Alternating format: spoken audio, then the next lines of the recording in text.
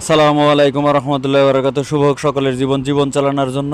এই যে ভাই, এই যে বাবুটাকে দেখতে পাইতেছেন, তাই বাবুটা অনেকক্ষণ ধরে কাঁদতেছে, কিন্তু একটুকু চোখের পানি নাই।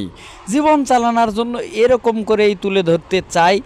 জীবনটাকে সাজাতে সবার সাপোর্ট দরকার ভাই। ভিডিওটা কেউ স্কিপ করবেন না, একটু দেখে যাবেন। তাই আপনাদের ভালোবাসা পেলে অবশ্যই আমাদের জীবনটা পরিবর্তন হয়ে যেতে পারে। তাই সেই জন্য সবার উদ্দেশ্যে বলতে চাই, এরকম এরকম বাবু কার কার ঘরে আছে ভাই।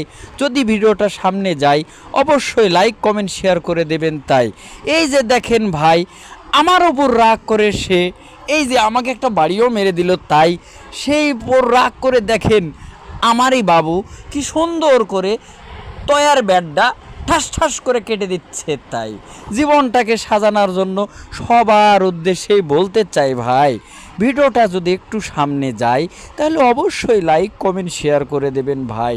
আপনাদের ভালোবাসাই আমাদের কাম্য, আপনাদের ভালোবাসা পাবো বলেই আমাদের আশা। সেই জন্যই সব কিছুই তুলে ধরার চেষ্টা করি ভাই।